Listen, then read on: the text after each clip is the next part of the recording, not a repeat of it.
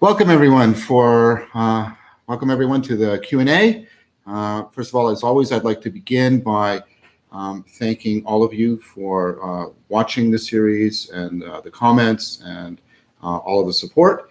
Today we're going to begin with the questions from the Patreon supporters. And I'd like to start with the question from Matt Gumbly, a Patreon supporter. His question is, what do you think the extent of the phenomenological differences experienced in cognition by biologically modern humans from significantly different historical contexts? For example, pre versus post-Paleolithic, revolution, pre versus post-axial age. Are the hypotheses that accentuate the differences such as Sapir-Whorf and bicameralism credible? So let's sort of answer that in reverse. The bicameralism, I take, is a reference to Julian Jaynes' book, The Origin of Consciousness and the Breakdown of the Bicameral Mind. So I remember talking to somebody about that book, and they once said to me, it's a book filled with 100 really good ideas and 1,000 really bad ones. Jaynes had the hypothesis that before a certain period of socio-cultural complexity, the two hemispheres were much more distinct in their functionality, and the left hemisphere experienced the right hemisphere as an independent mind or consciousness that would periodically command or speak to the left hemisphere, and this was an experience of the gods. It's a very interesting idea. He tried to marshal some evidence for it in terms of ways of rereading ancient texts. I find the idea interesting, and it does line up with some ideas from the later work done by, split brain patients and stuff like that. However, overall, I would say I don't think the evidence for it is that convincing. I think there's good reason to believe that the problem solving we see in even let's talk about the much earlier, the Paleolithic period. The projectile weapons that are happening during the Upper Paleolithic transition, and the calendrics and the very sophisticated technology and the trade networks. I find it very hard to believe that that kind of sophisticated cognition was possible without the kind of functionality we see today, which is a pretty continuous and complex interaction, pretty almost seamless between the right and the left hemisphere because of the kind of problem solving that was going on there. So generally, I would put aside the Jaynes proposal. The Sapir-Whorf hypothesis is this is the idea that our language affects our cognition and the way we think, and there are, of course, there are different versions of the Sapir-Whorf hypothesis. They're from weak to very strong. The strong version is which is sometimes called a form of linguistic determinism, is that the language you speak really seriously constrains the kind of cognition you can have. And the idea is, like, if famously or infamously, because it's not really true, there's a lot of ways in which this is factually inaccurate, but the idea that the Inuit people have many different terms for snow, and so they can perceive many different kinds of snow that people who, presumably people in other parts of the world can't. Berlin and Kay and others who did tests on that, you can get huge variation in the way people cut up the color spectrum, in terms of the names they have for colors. And so some cultures will, we have like 8 basic ones, other cultures have 4, right? So people cut up the color spectrum with their linguistic categories in very different ways, but that seems to have no impact on their ability to actually perceptually distinguish between different colors, different hues, different shades. And think about it, this makes sense. You see many different shades of red, something between scarlet and chartreuse or whatever the colors are, and you don't have a name for it, but you're still capable of perceiving it, finding it familiar, etc. So the strong version of the Sapir-Whorf hypothesis has been one of the most empirically disconfirmed hypotheses in cognitive science. Now, of course, there are weaker versions There seems to be some evidence, for example, that being multilingual as opposed to monolingual can have a significant impact on your ability to use executive functions from working memory, etc. That empirical data is still controversial, but it's a reasonable position to take with respect to the superior warp hypothesis.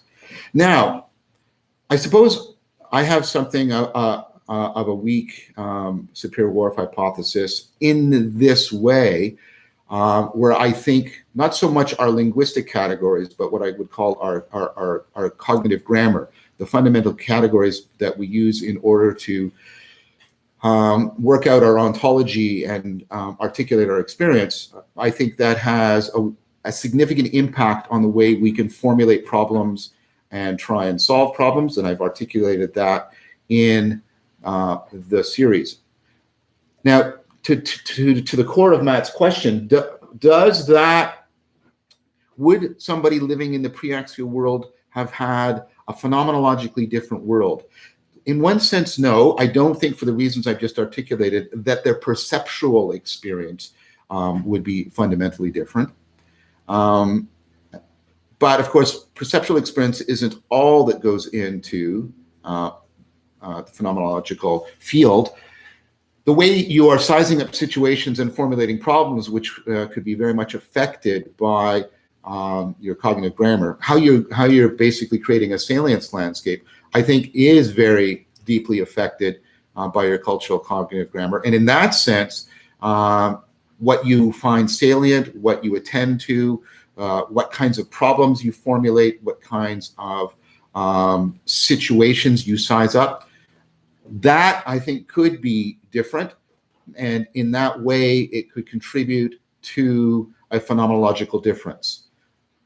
And so a question then emerges, a final question before I move on to the next one, or a question that's implied by Matt's question, is, does that make the phenomenology of the people in that period incommensurable, inaccessible?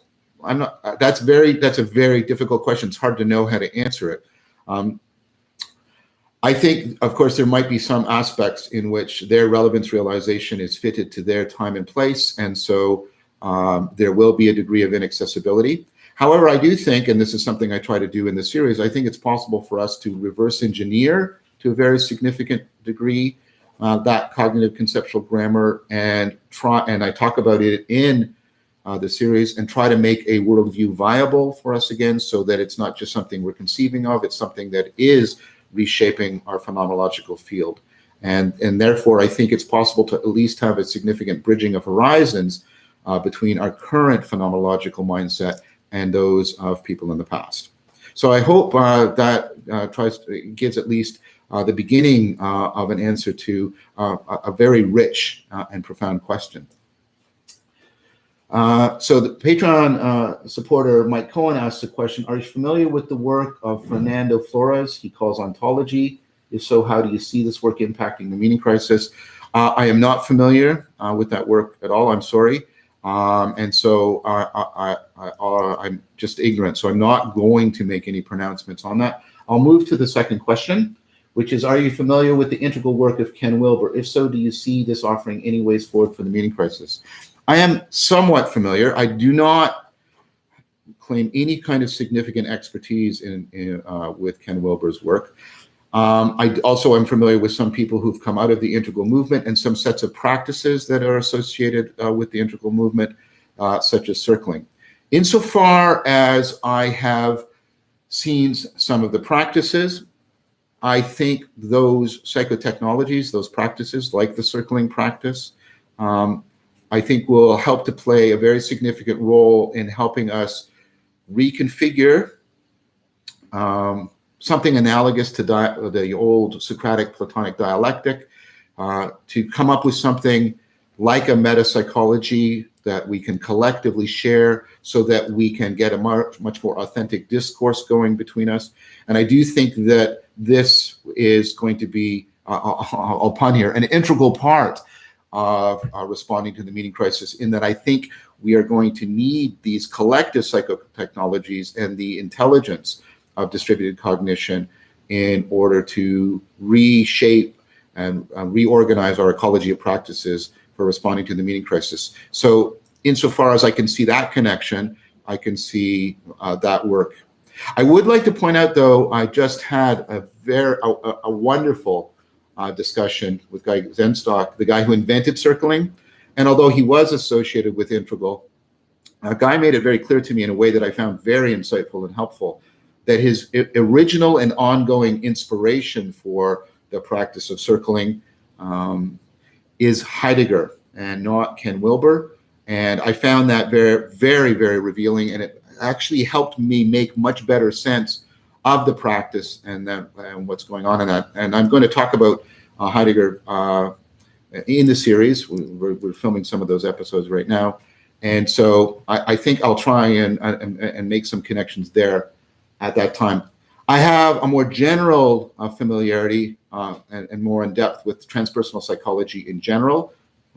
That's the category to which Wilber is often put. I know the work of Michael Washburn, which I found much more developmental and dynamic. His book, The Ego and the Dynamic Ground, I found really useful.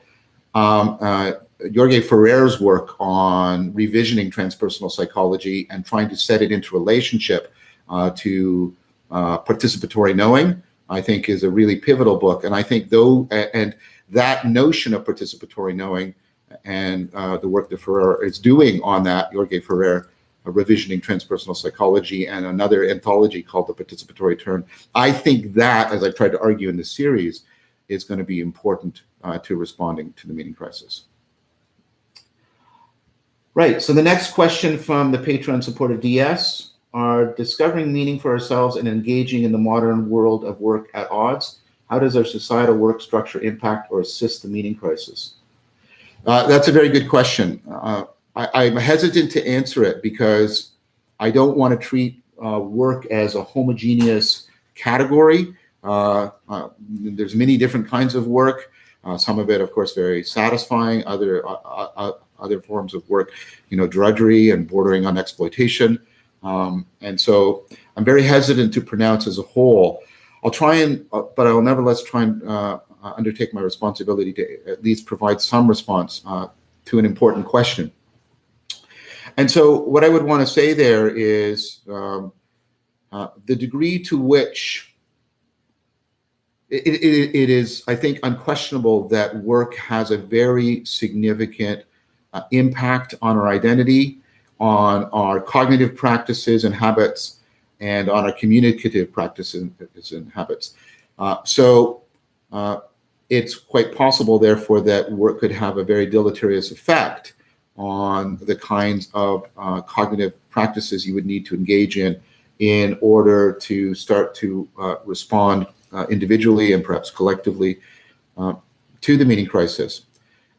One way, for example, in which that may more broadly apply is something I talked about in the series, the degree to which we're involved in a system, I guess for want of a better word, a capitalist system. We can be subject to a series of constraints that are reinforced at work that could seriously trap us into confusing the having mode and the being mode. I'm not arguing that this is a necessity of all work. As I said, I'm very reticent about pronouncing on a very heterogeneous category in any comprehensive way. But there are certain shared patterns for a lot of people within the market economy that we work in that tend to commodify things and tend to lead to a danger of trapping people in modal confusion. And this, of course, was one of Fromm's persistent concerns. And it's I could see that as being exacerbated by people's work. Now, on the other hand, I don't want to just be dour about this. I've been increasingly asked to come to workplace situations and talk about mindfulness practices and wisdom practices. I'm working with Peter Gosar and Leo Ferraro and Anderson Todd to put together, well, basically it's a business. It's called the Sophia Framework, in which we're going to go to, and we go to business sites and offer a series of workshops on how to improve rationality, insight, self-regulation, empathy, and how to coordinate the psychotechnologies and practices, with the explicit goal of not just sort of improving workplace culture, but in a way that has a take-home value for people. Have done a few focus groups with people on this, and got a lot of very positive feedback. So there are also aspects of the work world that are responding to this, and so there's hope that there might more and more be a recognition of needing to make meaning cultivation an important consideration for workplace culture. And ultimately, that's going to be, I think, more and more important as we get increasingly interactive with artificial intelligence. So keeping human beings' capacity for meaning cultivation and insight and self-transcendence are going to become much more valuable, because those are going to be the traits that are going to be distinctively, for at least for some significant amount of time, distinct from AI. So I'm not prophesying. I have no capacity to do that. That's ridiculous. But there are reasons for hope, right? So we can have a rational hope that, because there are some, as I said, there's some indication for interest in this in the workplace culture, and there's definitely going to be a need for it in the future. So the Patreon supporter Clinton asks, how broadly does the salience of the affordance of modern technology vary between individuals? In other words, do handy people, the technically inclined, live in a totally different universe than people for relying on paying or requesting favors of them, and who can otherwise only use technologies as end users? So it depends what you mean by different universes.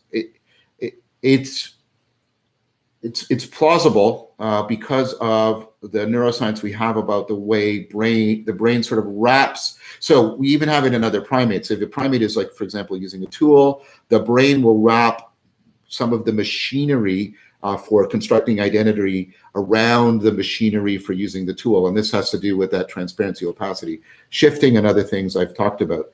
And so I think there's a big difference between somebody who can use a tool in that way. They can sort of see through it and be through it and identify with it, and people who are, as you said, end users, are on the outside, and the technology doesn't form a sort of a cognitive prosthetic for them in any significant fashion. And therefore, I think it stands to reason, on the basis of that argument, that their salience landscape would be significantly different, given the degree to which they can both indwell and internalize the technology.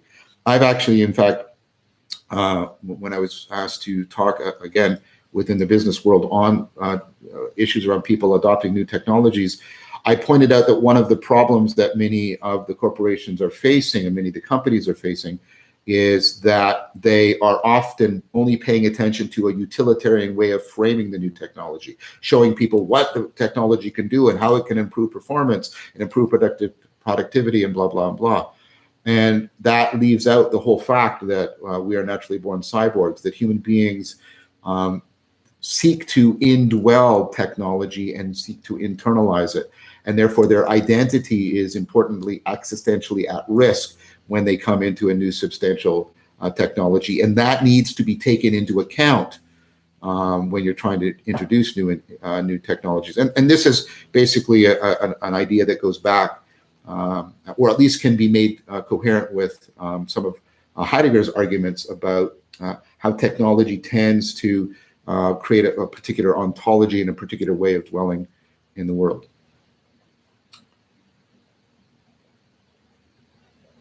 So the next is from an anonymous Patreon subscriber. when you talk about providing a top-down structure of psychotechnologies for these wisdom communities, especially for more secular ones, I sort of picture this as just a tool shed for them to draw from whenever they want to solve some problem. Meditation helps them relax and send off positive vibes after a hard day of work, or the view from above would help me plan for the future and therefore make me more successful. In your view, would that really be sufficient, or what else is needed for them to pattern themselves on and participate in these new or foreign psychotechnologies without diminishing their significance? Yes, I think there's more to it than the tool shed model. And I try to convey this, and I'm going to talk about this again later in the series, with this notion of an ecology of practices. And so it's very important to think about these various psychotechnologies. All of these psychotechnologies are, affecting what we find salient, doing relevance, affecting our relevance realization machinery. And so in that sense, as always, the very machinery that's making us adaptive and improving our adaptivity also comes with inevitable cost and a vulnerability to certain kinds of self-deception. So the psychotechnologies have strengths and weaknesses. And one of the things you need to do, and one of the things the top-down strategy can do, is to provide people with reliable vetting, reliable information, science-based where possible, and a lot of this is possible to be science-based, about the strengths and weaknesses of various psychotechnologies and how you would need to coordinate them together. So to give one example, which I will talk about later when there's 3 episodes on wisdom. So I'm just going to gesture towards this now, but it's coming up. There's one important psychotechnology you need is called active open-mindedness. And what active open-mindedness does is it helps improve your inferential reasoning so that you don't fall into certain biases, like confirmation bias when you're seeking evidence for your inferential practices, etc. And what it tends to do is it tends to shut off that more intuitive aspect of your cognition, so you're not constantly leaping to conclusions. And in that sense, it really improves the way in which people use inference and evidence to alter their beliefs. But it has the cost precisely of really constraining and restricting the intuitive insight machinery. And so you can have an opposite and complementary psychotechnology of mindfulness, which basically tries to shut down the inferential processing, the attempts to fix, and assign belief, and tries to open up the insight and intuitive machinery. And of course, that is very beneficial, of course, for affording insight, for allowing you to tap into, the implicit processing, implicit learning. But it also carries with it a cost. I don't argue for, and in my academic work, my publications, I think the idea that mindfulness is a universal panacea for all aspects of self-deception, I think that's just empirically false. And so mindfulness also blinds us in certain ways to things that need our inferential processing in order to be appropriately addressed. And so what we need, right, is we need to be practicing the 2 of these together and learning how to optimize the balance between them. And of course, while you're doing all of that, here's a problem with both of these. These tend to both be very sort of, seated, cerebral, sedate practices, and they leave off the important role of movement, which is a very powerful way of accessing our procedural and participatory knowing. And so you should have a movement psychotechnology coordinated with these 2 more cerebral psychotechnologies. I'm trying to give you an example of what this top-down strategy looks like. It looks about how to coordinate and create a self-organizing ecology of practices in which you get, checks and balances and mutual constraints between the various psychotechnologies. Also part of this top-down strategy, and this is something that came out of a really excellent couple of discussions, especially the second one I had with Jordan Hall, this idea of sort of a meta psychotechnology, a psychotechnology for how to learn about and coordinate and engineer and integrate in the way I've been describing psychotechnology. We're going to, this meta psychotechnology, and I'm very interested in what this might look like. I think it's going to need to be sort of something that we do collectively, accessing distributed cognition. I think of it being something very analogous to Socratic and Lincus and Platonic dialectic. And one of the things I'm working on right now is to try and recover what that was as a practice. There's some just excellent work being done on that right now. And then to put that into dialogue with current practices like circling, authentic relating, that are also trying to get back to a way of accessing distributed cognition, putting it into a collective flow state, optimizing it so that we can get a place in which we can deeply discuss. I'm sorry that sounds trivial. I'm really trying to emphasize, I mean, there's going to be much more I'm going to say about this, but ways which we can deeply discuss both the theory and the praxis of psychotechnologies, and in this collective way, create models and templates for how various ecologies of practices can be coordinated together. So that's how I would answer the question of how the top-down strategy looks like something more than just a toolbox. That top-down strategy has to be really informed by some good science, and I think it also has to be really informed by a general thing about understanding and responding to the meaning crisis. So we have another. I want to answer Daniel Starling's question. First of all, Daniel, great to have a question from you. It was such a pleasure meeting your wife and daughter on that beach in San Diego. I'm so sorry that I misremembered and said she was your sister. That was some sort of weird Freudian thing. Might have been projected onto you, and I'm sorry about that. But I've really appreciated your support, and it was such a pleasure to talk to you via email and to talk to her and to meet your daughter. I want to take a look at your question. So Daniel, who is also Patreon supporter, said, how could your theory of relevance realization be falsified such that it meets Popper's criteria of demarcation? So that's a very difficult question to answer. It's a very good question. One of the problems I would have with it, and so I want to go carefully here, is I sort of generally reject Popper's notion of falsification. I think the work that was done by Duham Quine, all kinds of issues about how you can trivially change any proposition into a falsifiable proposition by just adding a conjunct, adding a conjunct. So I think in concordance with many, I think a consensus in the philosophy of science, falsificationism, the idea that science progresses by falsifying hypotheses, I think is something I'd want to challenge. So we next move to another theoretical problem in that, the argument for relevance realization is supposed to be an argument pointing towards sort of constitutive necessity, things that the system would have to have. And so there's an aspect in which the situation, the notion of relevance realization couldn't be disconfirmed. You couldn't sort of pile up empirical evidence against it because of sort of a transcendental argument. The very ability to pile up the evidence is going to presuppose relevance realization machinery. You're going to get into a vicious sort of self-defeating position because there's a sense in which if cognition is not dealing with combinatorial explosion, if it's not dealing with ill-definedness, right, there's a sense in which it can't be cognition. So that aspect of it, I think, is something that has a sort of more of a transcendental argument.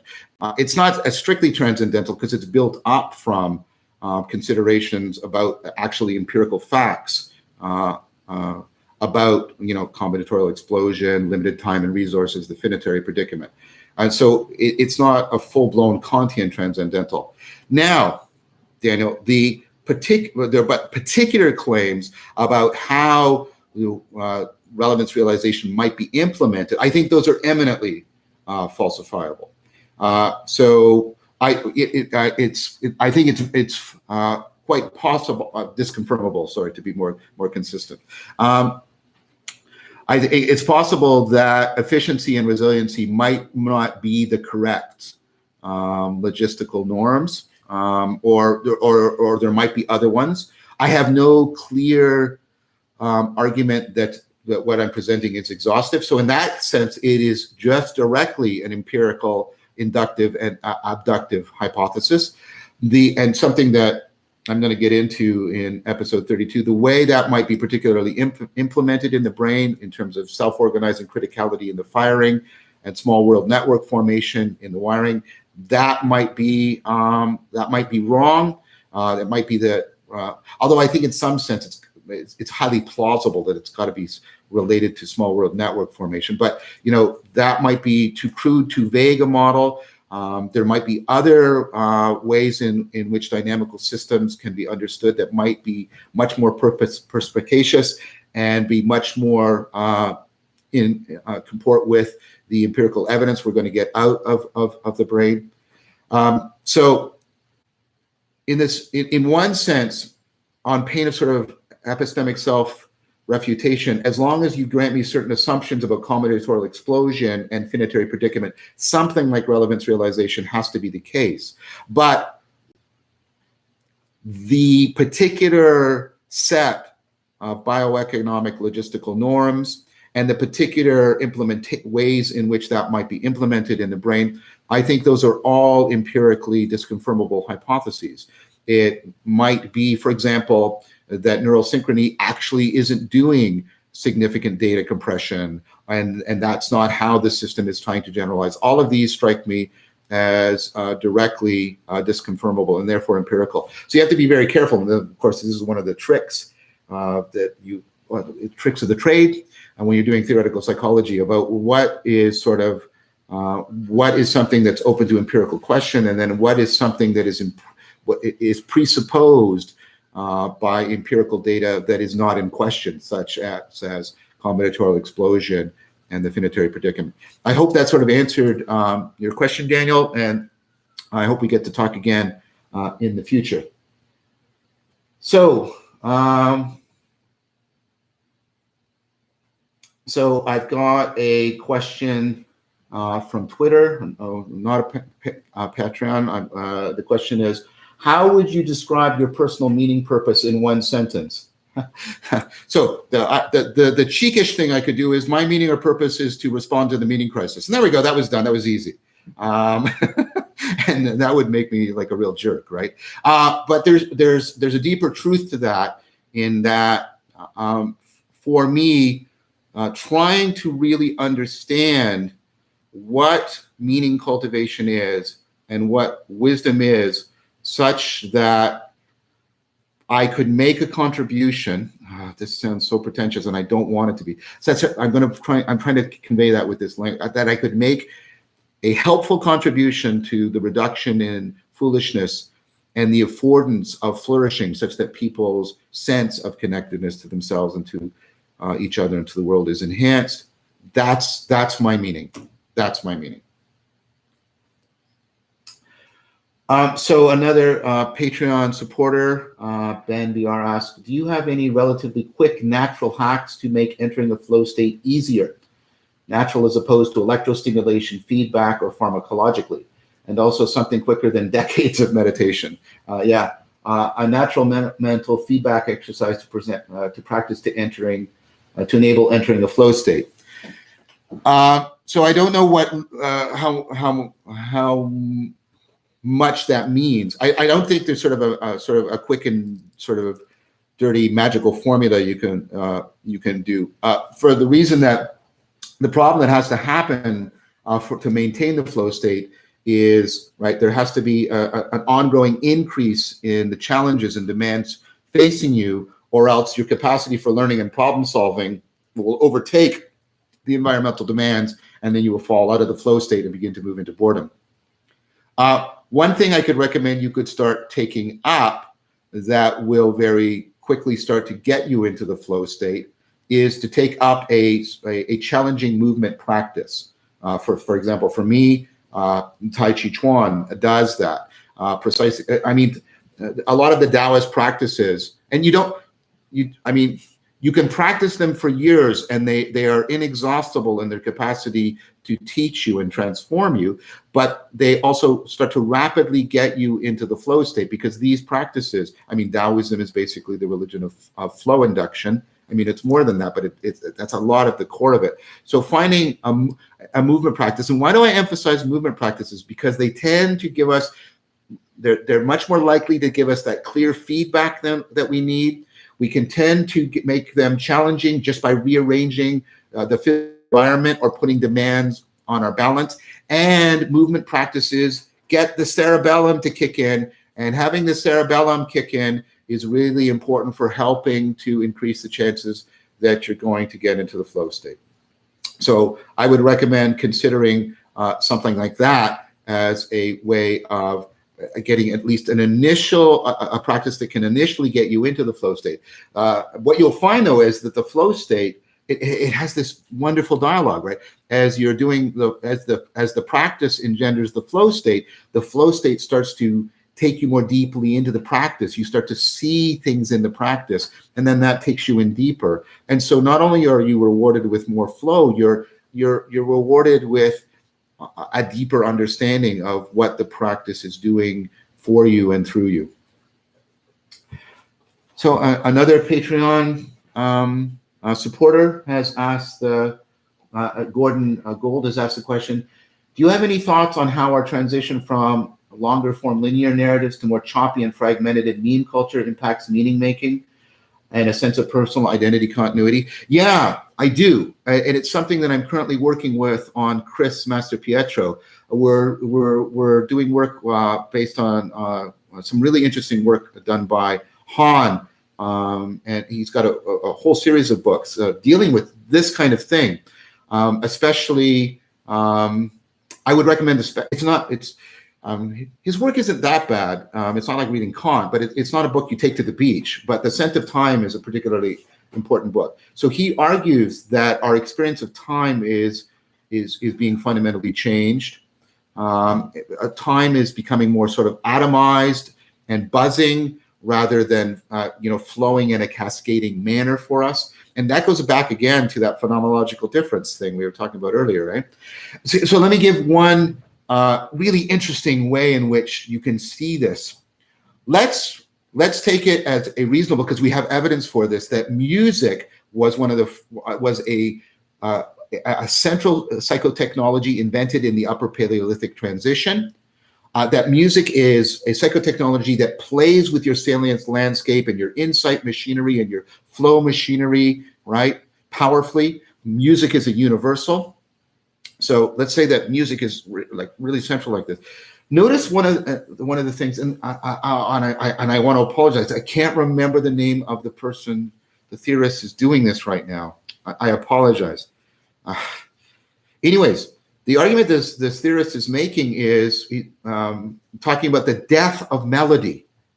That in our music, because of the proliferation of streaming and YouTube and all of this, and so therefore the increased competitiveness, what's happening, and think about how this is like a kind of bullshitting, right?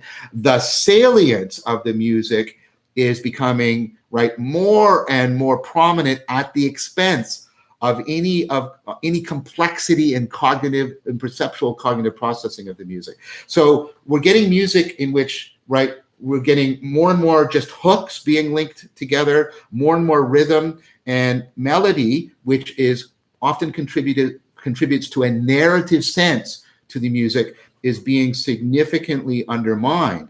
And so, if you listen to some current music, a lot of it, right? Popular music is, of course, what I'm talking about, right? It's very much hook. There's very little melodic change, right? Very rhythm heavy, very repetitious. This is often accompanied by a significant lyrical impoverishment. So there's not that much sense of a narrative development within the lyrics. And so all of this is, I'm trying to give you a concrete way in which our experience of time is being atomized.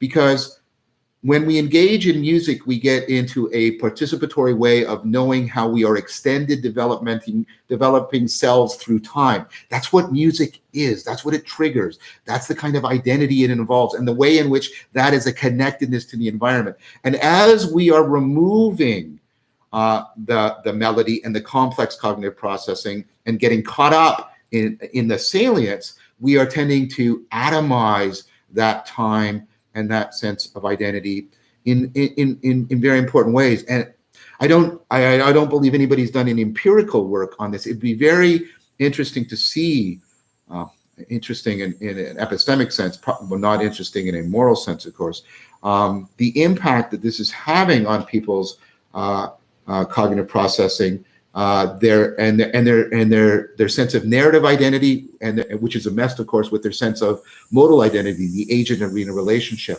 I would predict that we would see a significant impact on people who had only been exposed to this kind of non-melodic music. But that, of course, is an open empirical question. So I hope I've answered your question in an interesting fashion. So one final question from a Patreon supporter, Anonymous.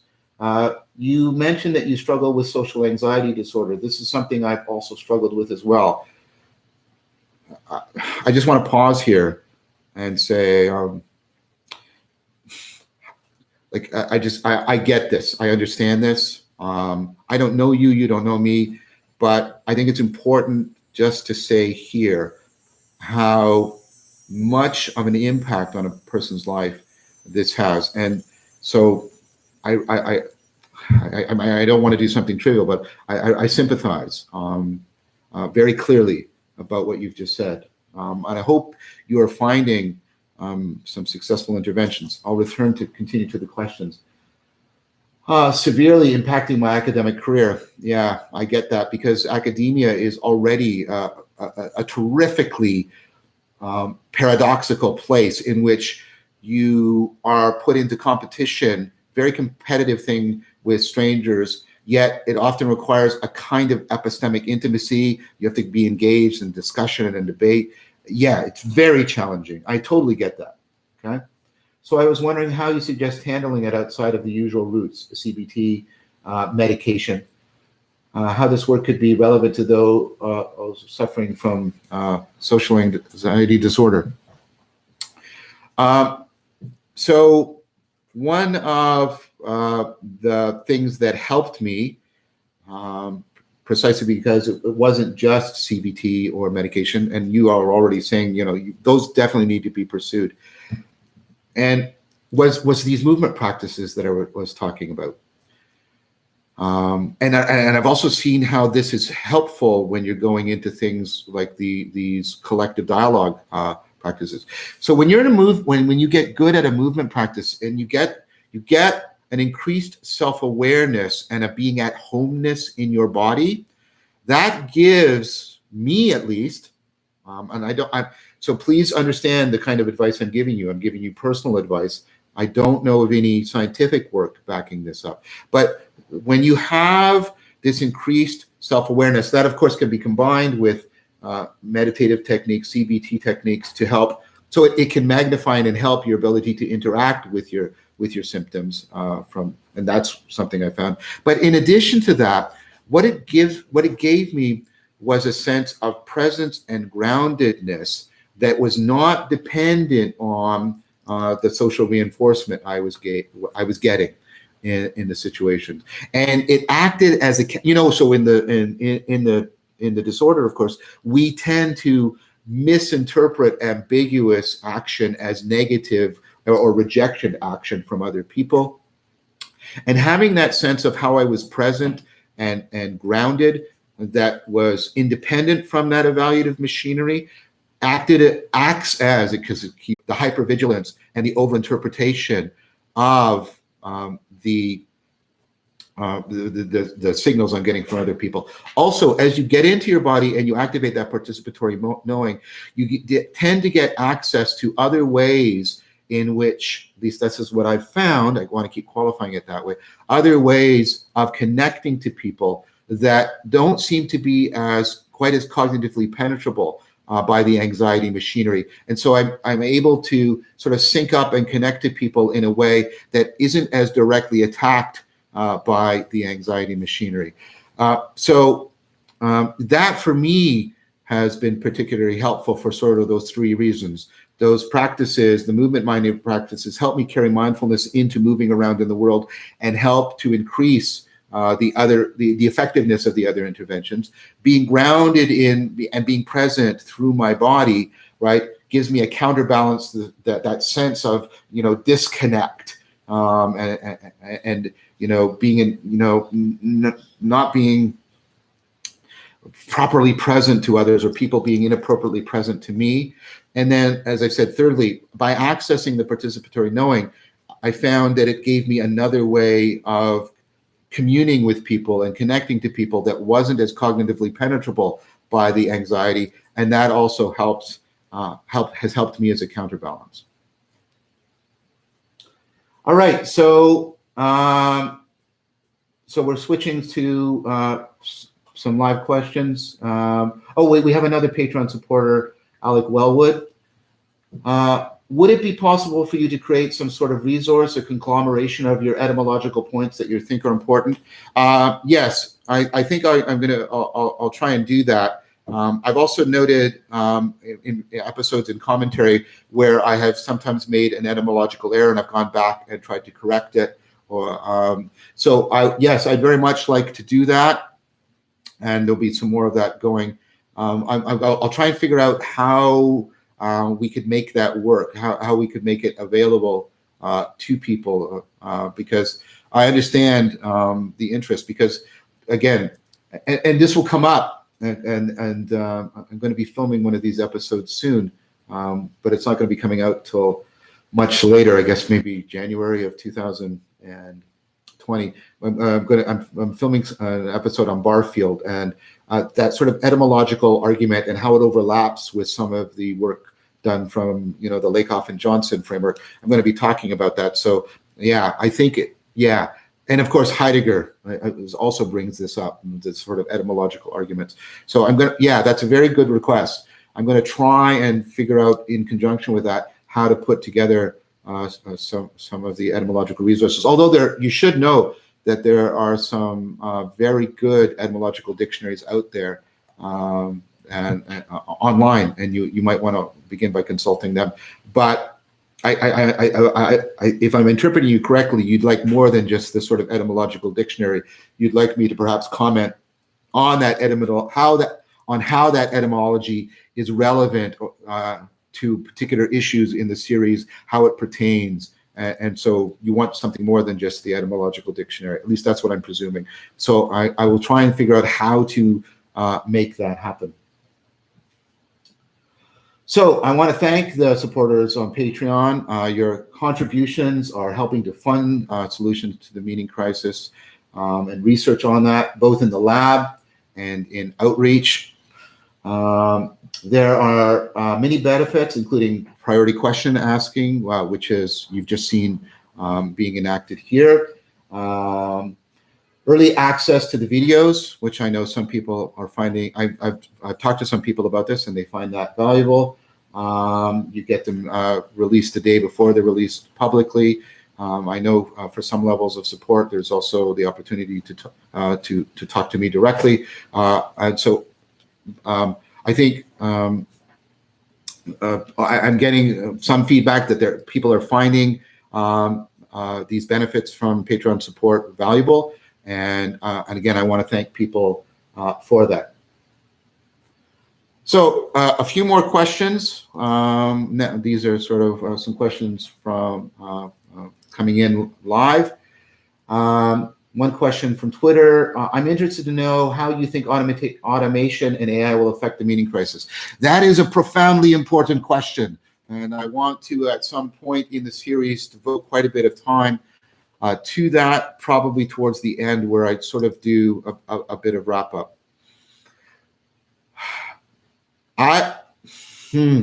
There's many ways in which I think it's going to happen.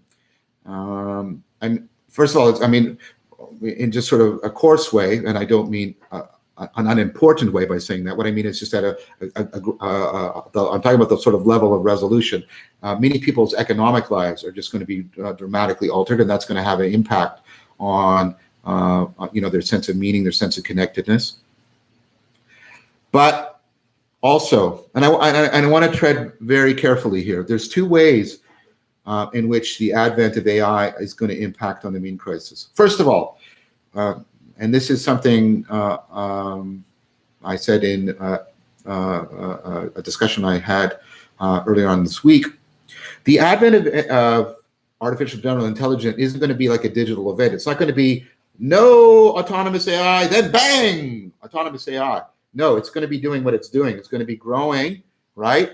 And I strongly suspect, for reasons that go back hundreds of thousands of years, that we will do what we have always done with emergent technology. We will cyborg with it, because we are natural born cyborgs. Other than oxygen in my naked body, everything else in this room and everything else that's happening is technology. We are natural born cyborgs. We will cyborg with this stuff, right? And the computer human interaction research is growing dramatically, because it turns out, as I've mentioned, right, when you try and do computer brain interaction, it's not as hard as we thought it was going to be, because the brain does this wonderful thing. Because we're natural born cyborgs, it redesigns itself to try and optimize its integration into interface with these technologies, which is kind of science fiction scary, right?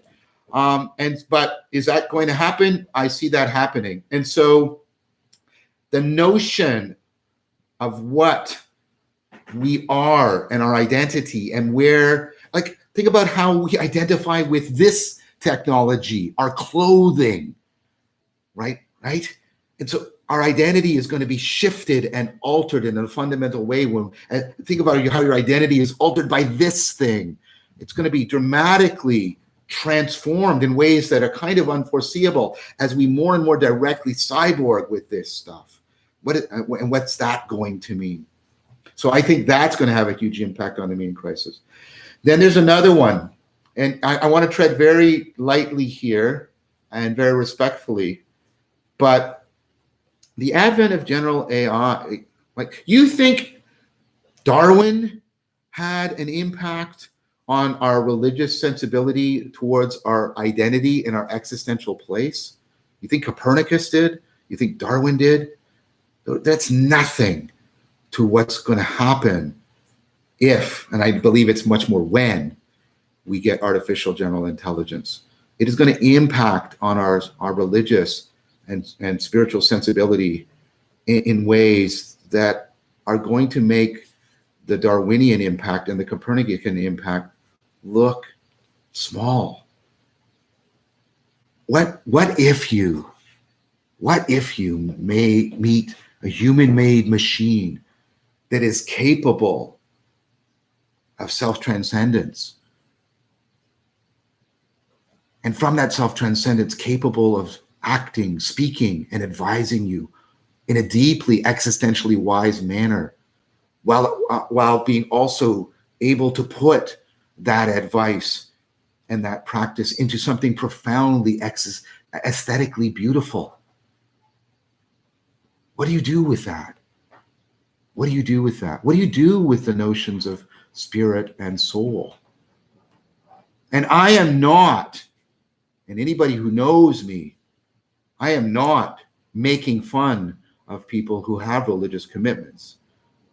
I don't do that. But what I'm asking you to consider is that this will have an impact on our sense of who and what we are that will be more profound than the Darwinian and the Copernican revolutions. And I think it will be exacerbated by the point I previously made, that as that kind of autonomous AI emerges in a way that challenges our sense of uniqueness as spiritual beings, we will already be deeply cyborged with this AI. So we have I don't believe in any sort of simplistic transhumanist utopia in which we'll get the rapture of the cyborgs or some bullshit like that. And nor do I think being a Luddite like people are about Darwin's theory of evolution, right, or things like that. That's not an alternative, right? I think what we can do and what we should do is, and I have a talk out there, and I can't go into this argument now, but please look up this talk about why the creation of AI requires the cultivation of wisdom on our part. I think we have an additional important moral imperative on to cultivate wisdom such that as we cyborg and make these machines, they do not just have intelligence, but they have rationality and wisdom and a capacity for self-reflection, so that they can be more authentic in how they deal with their own proclivity towards self-deception, and such that they might be much more consonant with a new way of understanding our spirituality that won't be challenged by machines who we would have to, in all good conscience, call spiritual, and to whom we would have to enter into existential and moral relations. One of the things I'm trying to argue, and this is why this difficult abstract material right now and relevance realization is so important, because I'm going to use that to try and argue for a sense of spirituality that will not be put at risk by the advent of our cyborg, descendants and artificial general intelligence. Oh, so apparently I've just reached 10,000 YouTube subscribers. So thank you very much for that benchmark achievement. I really appreciate it. And I've really appreciated the questions. We started a little bit late, so I'm going to go another 5 minutes and maybe take one or two more questions that people might have. And so a question is just coming up now. I'm really pleased. I can't follow all the chatting that's going on because it's so dense. But I want to assure people that I do look at these the chat later, and I find it very helpful. So thank you for that. Thank you for your participation, and thank you for talking to each other, and thank you for talking to me. So one final question. You've spoken about sport and movement practices. Do you see traditional sport, Western team sports specifically, as opposed to Eastern practices, having potential in the ecology of practices that could be harnessed in the future? That's a really interesting question. I don't know if I'm competent to answer it, because I have looked at sports psychology. I'm not completely ignorant about it, but the area I know about has to do on the coaching side and the relationship between the coach and the athlete, and how that's relevant to internalizing the sage. And therefore, I don't like to comment where I don't have any knowledge. So I can comment on that aspect. Insofar as athletics, Western athletics, depends on the coach-athlete relationship, I think that is a powerful way of training, and training in a way that you can put into action how to internalize a third-person perspective, at least in this context, a more sage-like perspective. And therefore, if people could, make use of that experience and sort of exact it into a more existential project, I think that long-term practice of internalizing the coach in ways that you have to put into procedural and participatory knowing could be a valuable platform from which you could develop internalizing the sage, as the child is to the adult is the sage. So I could see via that important relationship in modern athletics, a potential way in which Western sports could contribute to responding to the meaning crisis in the way it gives people real, engaged, embodied, inactive practice in internalizing something at least analogous to the sage, and that could really help people if they were, if they explicitly go back and try to exact that in cultivating the ability to genuinely, or perhaps that's the wrong adjective, wrong adverb, more comprehensively and deeply internalize a more profound sage figure, and thereby, contribute again to that sort of top-down capacity to cultivate an ecology of practices. Oh, that question came from the Patreon supporter, Andre Stringer. So thank you very much for that, Andre. Now, as you know, I think there's also some Western movement practices in general outside sports that I think are really important. So in October, I'm going to go down to one of the retreats offered by Rafe Kelly, the Evolve, Move, Play. And some of you might have seen some of the two of the really, I think, interesting, I found them very interesting interviews that I had with Rafe. So Rafe has basically created an ecology of practices in which the movement practice of parkour out in nature, it plays a central role in the ecology of practices that he's putting together for his community. It's very interesting how you do the parkour out in nature, then there's comeback, and there's something like a circulating practice around a campfire. So I think that is also very important. And I hope to have more insight about how that might operate after I've been there in October, and I'm really looking forward to that. All right, so I believe our time is up. And I'd like to, again, thank you. Thank you, all the Patreon supporters. Thank you for the people who tweeted. Thank you for all the people who are chatting right now. And again, thank you for the subscribers on the YouTube channel. I'm not going to get into specifics. I am currently working on another series, another video series. It won't be as long, only 20 episodes. And so I promise you, I'm very excited about this new series, and I have more to say about it soon. I've been talking a little bit about it in some of the interviews. And so I promise you there's going to be a lot more content forthcoming on a regular and reliable manner. So once again, thank you very much. I've tried my best to answer your questions. So take care, and I hope to see you again in our next Q&A. Goodbye, everyone.